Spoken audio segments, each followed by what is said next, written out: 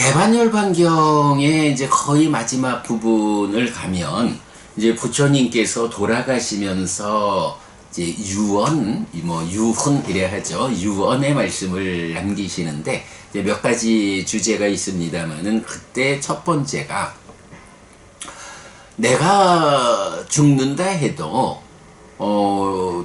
스승이 없다라고 생각하지 마라. 내가 몸으로 살아있는 동안은 몸으로서 그대들 앞에 모습을 보여주는 부처인 내가 그대들의 스승이었지만 이제 몸을 내려놓고 몸으로 가지 않게 되는 그런 상황이 되면 더 이상 몸으로 그대들과 함께하는 스승의 역할을 하지 않게 된다. 그렇다면 이전에는 스승이 계셨는데 이제는 스승이 없다 라고 그대들이 아쉬워할 이유는 없다. 그간 오랜 45년 세월 동안 그대들에게 설한 법과 율이 그대들의 스승이 될 것이다. 이럴 때 또 그 법이라고 하는 것이 또 대반열반경의 한쪽 부분 네 가지 큰 기준이라는 데 보면 어디에서 누가 어떻게 말을 하더라도 이것이 부처님의 가르침이다 라고 누가 어떤 식으로 말을 하더라도 그것을 그대로 인정하지도 거부하지도 말고 경에 견주어 가지고 경에 맞으면 이것은 부처님의 말씀이다. 경에 어긋나면 이것은 그가 잘못 전했다. 부처님의 말씀이 아니다 라고 판단하라 라고 해서 오직 부처님 살아서 45년간 직접 설한 이 가르침으로 스승을 삼아라. 이 가르침이 스승의 역할을 한다.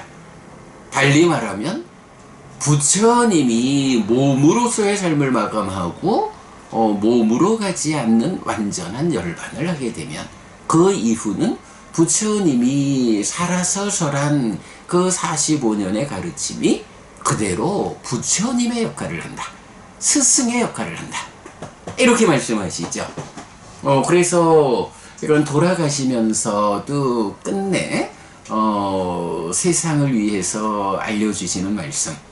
이 가르침이 법과 율, 경과 율이 그대들의 스승이 될 것이다. 그대들이 의지하여 머물 의지처가 될 것이다. 이제 이런 말씀을 남기고 가시잖아요. 자, 오늘 우리 이제 어제부터 독송집 새로운 순환에 들어와 가지고 오늘 두 번째 경 가라와 수땅 존중경 독송했어요. 자, 경의 내용 보면 나는 내가 깨달은 법을 존경하고 존중하고 의지하여 머물러야겠다 라고 처음 나오죠. 자, 어쨌든 우리가 이제 제1장 깨달음의 자리 근본 가르침 요 경들은 이제 부처님께서 처음 깨달음을 성취해서 부처가 되었어. 바야흐로 깨달음을 성취한 세전 요 상태에서 당신의 깨달음의 소회를 드러내는 경들이잖아요. 자, 그때 어저께 독송한 범천의 요청경에서는 내가 성취한 법은 무엇일까? 참으로 딱가의 영역을 넘어선 법 이라고 그 성취한 법에 대해서 딱 드러내 주었다면 이제 오늘 두 번째 존중경에서는 무언가 내가 의지하여 머물 것이 있는가? 자, 제가 시작하면서 부처님 돌아가시면서도 내가 몸으로 그대들과 함께하지 않게 되는 그 시절에는 어떻게 그대들이 스승을 만나서 그 스승을 의지해서 삶을 이끌 것인가? 라고 하는 무엇에 누구에게 의지해서 내 삶을 바르게 이끌 것인가? 라는 의지처라는 개념을 이제 부처님은 중시하는 거죠. 우리가 기본적으로 불교신자라고 하면 어떻게 되나요? 의지처인 부처님, 의지처인 가르침, 의지처인 성자들에게로 나는 갑니다. 라고 해서 내가 불교 신자다 라고 하는 것을 그대로 무엇을 의지해서 내가 살아갑니까? 부처님을 의지하고 가르침을 의지하고 성자들을 의지합니다. 이렇게 말하는 거잖아요. 중생이라는 존재 상태가 번뇌의 영향 위에 있다 라고 하는 것 때문에 스스로 삶에 대한 완전한 시각을 확보하지 못하고 그 시각, 견해가 온전하지 못한 데 따르는 그 오염된 전도된 삶의 과정, 이런 부분들이 괴로움을 만든단 말이죠. 그래서 이렇게 그 전도됨으로부터 완전히 벗어나서 깨달아 아라한 되었다. 이제 더 이상 내가 어떠한 전도됨도 없이 삶을 사실 그대로 사실에 들어맞는 삶을 살게 되었다 라고 할 때까지는 누군가가 무엇인가가 내 삶을 이끌어줘야 한다, 이런 부분인 거죠. 그래서 그렇다면 누가 과연 내 삶을 그러한 경지로 이끌 것인가 라고 할 때 바로 그런 경지를 먼저 성취한 분, 먼저 그 경지를 성취했기 때문에 자, 나를 따라오면 이 경지에 도달할 수 있어 라고 이끌어줄 수 있는 능력을 가진 분, 그분이 누군가요? 예, 바로 정등각이라고 불리는 완전한 깨달음을 성취한 자, 스스로 완전한 깨달음을 성취한 이분 부처님이 바로 그 역할을 할 수 있는 유일한 분이죠. 그래서 그 부처님을 따라서 부처님의 깨달음을 재현한 아라한들이 그 완전한 경지를 재현했기 때문에 또한 많은 중생들을 그리로 이끌 수 있는 그 온전함이 실현된 분들이다. 이렇게 아라한을 성취해서 이제 더 이상 요만큼의 전도됨도 없어, 거꾸로 매달린 게 없어, 이제 나의 삶은 삶 자체로서 사실에 들어맞아, 이제는 더 이상 누구에겐가 의지하지 않고도 나의 삶을 온전히 살아낼 수 있어, 요렇게 되기까지는 의지처가 필요하다. 누구를, 무엇을 의지해서 나의 삶을 그 완성으로 이끌까? 이제 요런 그 의지 관계가 이제 존중경의 주제가 되는 거죠. 자, 그래서 이제 부처님이 바야흐로 깨달았어요. 그래가지고는 무언가, 누군가를 의지하여 머물러야 하는 그 관점을 되짚어보는 거죠. 기본적으로 존중하지 않고 순응하지 않는 자는 괴롭게 머문다. 요만큼이라도 전도됨이 남아있다면 그 전도됨의 영역에서는 존중과 순응이라는 이렇게 길을 이끌려가야 하는 이런 필요성이 있다. 그런데 그렇게 존중하지 않고 순응하지 않으면 괴롭게 머문다. 그러니 나는 어떤 사문이나 바라문을 존경하고 존중하고 의지하여 머물러야 하는가? 나의 상태를 뒤집어 봐야겠다. 과연 나도 존경, 존중, 의지하여 머물러야 하는 누군가가 있는가? 이렇게 이제 그 의지 관계에 대해서 부처님이 당신의 소회를 찾는 거죠. 자, 그럴 때 이제 부처님한테 어떤 생각이 떠오르느냐? 당신의 깨달음의 상태를 이제 돌아보는 거죠. 그래서 개의 무더기가 완성되지 않았을 때 그것의 완성을 위해 다른 사문이나 바라문을 존경하고 존중하고 의지하여 머물러야 할 것이다. 그러나 나는 신과 마라와 범천과 함께하는 세상에서 사문 바라문과 신과 인간을 포함한 존재 가운데 나보다 개를 더 잘 갖춘 내가 존경하고 존중하고 의지하여 머물 다른 사문이나 바라문을 보지 못한다 라고 해서 이제 내가 개의 무더기를 완성했다. 개의 무더기가 완성되지 않았다면 남아있는 완성의 과정을 위해서 나보다 더 잘 개의 무더기를 갖추어서 완성한 어떤 다른 사문이나 바라문을 스승으로 선택해서 그를 존경, 존중, 의지하여 머물러야겠지만 이제 내가 개의 무더기를 완성했다. 당신의 깨달음의 상태를 되짚어 보니 나는 개의 무더기를 완성했다. 내가 완성했기 때문에 어떤 다른 사문 바라문이 있어서 나보다 더 높은 완성을 성취했기 때문에 내가 그를 뒤따라야 하는 이런 존재가 없다. 내가 개의 무더기를 완성했다. 그러니 내가 존경, 존중, 의지해서 머물러야 하는 다른 사문이나 바라문은 없다. 내가 가장 높다. 요 부분을 선언하는 거죠.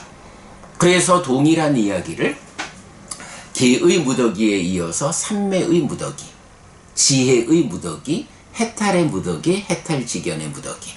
자, 요 5가지 뭔가요? 개정해, 해탈, 해탈지견 이라고 해서 요 5가지를 이제 법의 무더기 이렇게 표현을 하는 거죠. 이 5가지 법의 무더기에 대해서 내가 완성했기 때문에 내가 만약 완성하지 못한 부분이 있다면 내가 완성하지 못한 부분을 완성한 다른 사문이나 바라문을 스승으로 삼아서 그를 뒤따라 존경, 존중, 의지하여 머물러야 하겠지만 내가 이 5가지 법의 무더기를 완성했기 때문에 의지해야 하는 다른 스승이 없다. 이렇게 위 없는 바른 깨달음, 정등각이다 라는 것을 선언하는 거죠. 자, 기본적으로 이제 요 내용, 그러니까 내가 5가지 법의 무더기를 완성했기 때문에 나보다 더 높은 완성을 성취한 다른 누구도 없다. 그러므로 나는 어떤 다른 존재를 스승으로 삼아서 존경, 존중, 의지해서 머물 수 없다. 나는 내가 깨달은 법을 오직 내가 완성한 이 5가지 법의 무더기를 존경하고 존중하고 의지하여 머물러야겠다. 이것이 의지처다. 이렇게 부처님 당신이 깨달은 법을 의지처로 삼아 살아가는 이제 요런 선언을 하는 게 존중경의 중심 주제죠. 자, 그래서 이제 보면 나는 내가 깨달은 법을 존경하고 존중하고 의지하여 머물러야겠다. 5가지 법의 무더기가 깨달은 법이다. 개정해, 해탈, 해탈지견의 무더기. 이렇게 5가지가 나오죠. 기본적으로 하여간 5가지 법의 무더기를 내가 완성했기 때문에 내가 의지할 사람은 없다. 이렇게 되는 거죠. 자, 그리고 나면 이제 사흠파티 범천이 다시 와가지고 그렇습니다, 부처님. 과거의 부처님들도 그러하셨고요. 미래의 부처님들도 그러하실 거고요. 지금 부처님께서 그렇게 판단하시는 게 옳습니다. 그리하셔야죠. 라고 공감하고 동의하는 요런 표현을 해주죠. 요거 이제 자칫해서 그 사함파티 범천이 부처님한테 마지막 그런 말을 하잖아요. 대덕이시여, 현재의 아라한 정등각이신 세존께서도 오직 법을 존경하고 존중하고 의지하여 머무십시오 라고 해서 위하랍두라는 명령형으로 나타나요. 명령형으로 나타나니까 사함파티 범천이 그럼 부처님보다 더 높은 수준에 있는 사람, 있는 신인가? 그래서 부처님 보고 그렇게 머무시오! 라고 명령을 하는가? 요렇게 문맥상으로 보고 에고 부처님보다 더 높은 부처님한테 명령하는 신이 있네? 요렇게 보시면 안 되죠. 요거 뭐 명령형이라고 하지만 우리가 이제 일상에서도 보면 내가 존경하는 어떤 분이 어떤 말씀을 하신다 하면 그 말씀을 듣고 내가 거기에 정말로 공감이 되고 동의할 수 있으면 그렇죠, 그렇죠, 선생님. 그렇게 살아야 하지요. 그럼요, 선생님. 그렇게 살아야 하지요. 그렇게 사셔야죠. 이런 식으로 표현을 하잖아요. 그게 문법적으로 보면 바로 위하라뚜 머무십시오 라고 하는 명령형이거든요. 여기서 사한파티범천이 부처님한테 과거 부처님도 그랬고 미래 부처님도 그럴 것입니다. 그러니 부처님도 그렇게 하십시오. 요렇게 하는 게 부처 그대가 그렇게 해야 돼! 라고 명령을 하는 게 아니라 이 부처님의 이런 소회에 대한 공감과 동의를 드러내는 것이다. 이렇게 이해해야 하고요. 자, 보면 이제 개송을 통해서 과거의 부처님들도 미래의 부처님들도 현재의 부처님들도 많은 사람의 슬픔을 없애주십니다. 네, 요거 슬픔을 떠난 사람은 슬픈 사람을 살핀다 라고 하는 우리 교재 책에 제일 앞에 나오는 그 표현이죠. 슬픔을 떠난 사람은 슬픈 사람을 살핀다.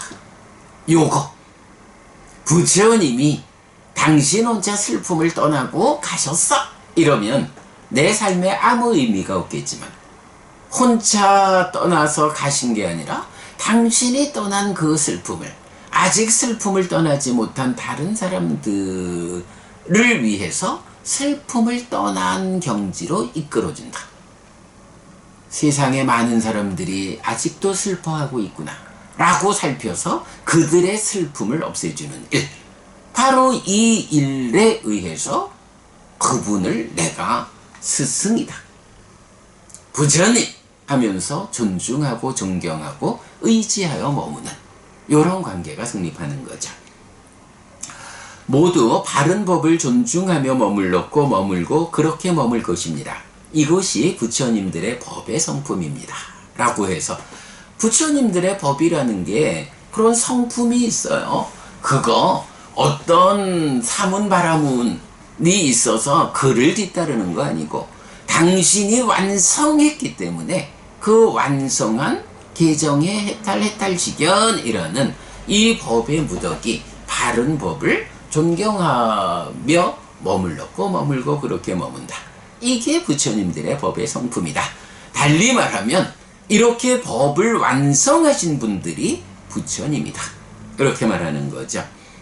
그래서 자신을 즐거워하면서 위대함을 지향하는 자는 부처님들의 가르침을 기억하면서 정법을 존중해야 합니다. 이렇게 말하고 있죠. 이 경에서 우리가 또 좀 중요하게 살펴본 것이, 자, 우리 초기불교 백일법문 가보겠습니다. 초기불교 백일법문 존중경, 부처님이 의지하는 것, 오온과 오법원 이래서 요거는 날짜를 안 적어놨네. 이건 내용을 보면 기본적으로 주제는 존중하지 않고 순응하지 않는 자는 괴롭게 머문다. 참으로 나는 어떤 사문이나 바라문을 존경하고 존중하고 의지하며 머물러야 하는가 해서 나는 내가 깨달은 법을 존경하고 존중하고 의지하여 머물러야겠다. 부처님이 깨달은 법은 무엇이냐? 오법원, 5가지 법의 무더기여서 개온, 정온, 해온, 해탈온, 해탈직연원이다.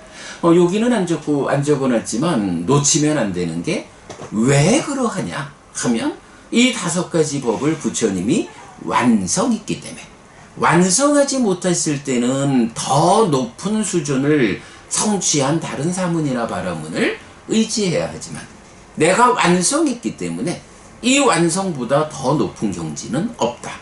그러므로 다른 사람을 의지하지 않는다. 이렇게 되죠. 자, 이때 요 오법원이라는 것을 오취원하고 견주어 보는 일이 사실은 요 경에서 우리가 발견하는 중요한 관점이죠. 자, 기본적으로 나는 누구인가? 라고 할 때 중생의 존재 상태, 나는 색수상행식 오온에 집착된 상태, 오취온이잖아요. 자, 오온, 색수상행식에 집착하면 중생인 나 오취온이 된다. 그럴 때 이 오온에 대응해서 집착을 해소하는 과정이 오법원이다 라고 본 거예요. 색수상행식 5가지 삶의 과정의 누적, 요것에 대응해서 어떻게 그 집착을 해소하고 깨달을 것인가 라고 할 때 바로 그 대응되는 해소 과정이 오법원이다. 그래서 색의 무더기, 물질의 무더기, 달리 말하면 몸과 함께하는 삶의 무더기, 이런 의미가 되겠죠. 그래서 색온과 대응해서 색에 대한 집착을 해소하는 과정이 5가지 법의 무더기 중에 개의 무더기, 개온. 그래서 색과 개가 대응한다.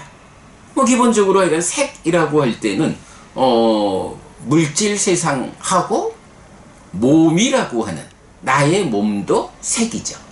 이럴 때 이 몸과 함께하는 행위와 인식, 요 몸으로의 삶을 단속해 가는 것, 기본적으로 사념조의 의미고 그걸 계라고 하죠.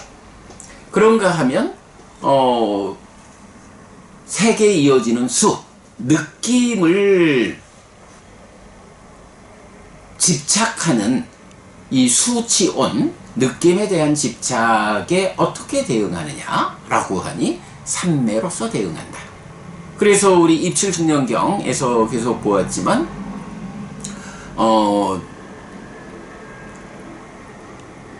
심행을 경험하고 심행을 진정한다. 요거 찌따사님이다 인 느낌이라는 심상을 경험하고 진정하는 과정, 그렇게 나타나죠. 그거 그래서 느낌에 대한 집착을 해소하는 과정이 정온, 삼매를 닦는 과정이다. 그런가 하면 산야에 대해서는 산야, 상의 문제를 상에 대한 집착을 해소하는 것이 지혜의 과정이다. 요거 말하면 뭔가요?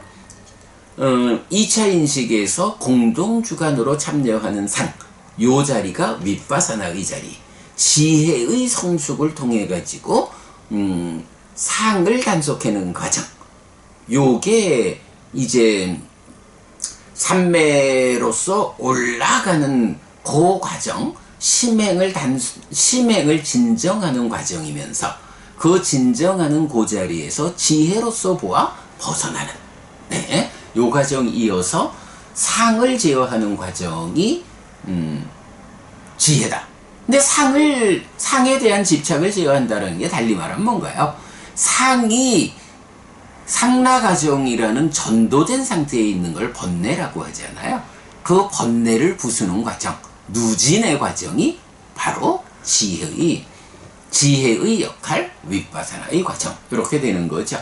자, 그리고 나면 색수상에 이어지는 행에 대한 집착을 해소하는 과정이 해탈이다, 이렇게 말하는데, 뭐 해탈이라는 것이 이제 그 심해탈, 해해탈 이렇게 나옵니다만은, 이제 기본적으로 그 해탈을 말하는 표현 중에 대표적인 것이 그 아상카라 미무띠 해가지고 형성하지 않음에 의한 해탈, 이렇게 나오죠.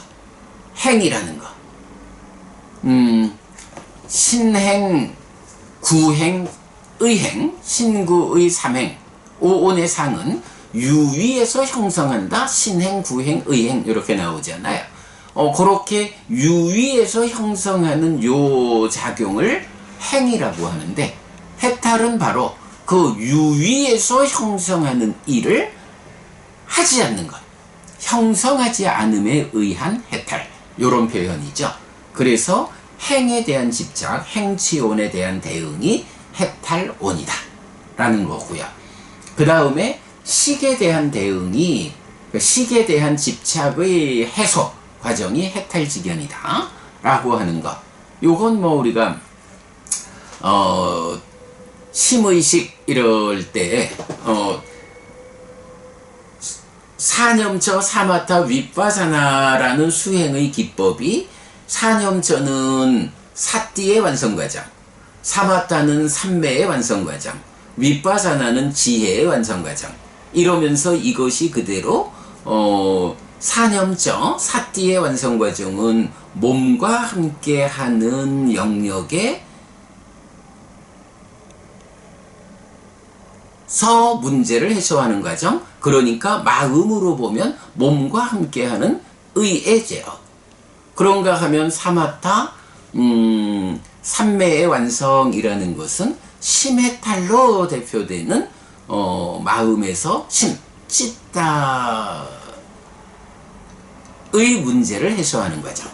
그러면 마지막 윗바사나 소멸의 과정, 요 부분은 지혜의 완성 과정 이어서 식이 인식하는 과정에 공동주관으로 참여하는 상의 전도를 해소한다, 번뇌를 부순다. 그럼으로써 무명이 버려지고 명이 생겨나는 곳으로의 깨달음 해탈직연, 요거는 거기에서의 인식주관인 식의 문제를 해소하는 과정.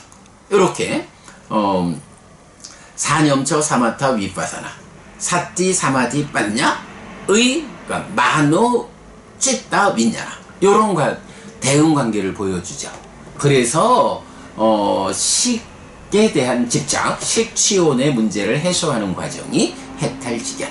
이렇게 요거는 아주 굉장히 중요한 개념이에요. 우리가 그대로 그 삶의 메커니즘을 그려내고 그 안에 딱가라는 개념을 발견하고 확인하고, 또 거기서 수행 지도가 그려지고, 요런 체계적인 관점에 의해서 색수상행식 오온에 대한 집착의 문제를 개정해 해탈직연이라는 5가지 법의 무더기를 쌓아가는 과정으로 집착을 해소한다. 색은 기와 대응하고, 수는 정과 대응하고, 해는 해와, 상은 해와 대응하고, 행은 해탈과, 식은 해탈직연과, 요렇게 오치온과 오법온의 대응 과정을 보는 것은 굉장히 중요한 관점이다. 존중경에서 우리가 그것을 발견한 거죠. 네, 요런 부분까지 우리가 지난번 초기불교 100일 법문에서 이 존중경 독송 과정에 공부를 했습니다. 네, 하여간 뭐 오늘 그 존중하지 않고 순응하지 않는 자는 괴롭게 머문다. 그런데 부처님은 5가지 법의 무더기를 완성했기 때문에 더 이상 누구를 존경하고 존중할 일이 없다. 의지에서 머물 일이 없다. 오직 내가 깨달은 이 법에 의지하고 법에 순응하여 살아가겠다. 부처님이 살아계신, 몸으로 살아계신 동안에는 우리가 몸으로 함께하는 부처님을 뒤따라가면 됐는데, 부처님께서 몸을 내려놓고 더 이상 몸으로 가지 않게 된, 완전히 열반하신 지금은 부처님이 설하신 법과 율, 그 경과 율, 바로 그 법을 부처로 삼아서 우리가 존경, 존중, 의지하여 머무는 것, 우리들이 살아가는 불교 신자로의 삶의 정형이다.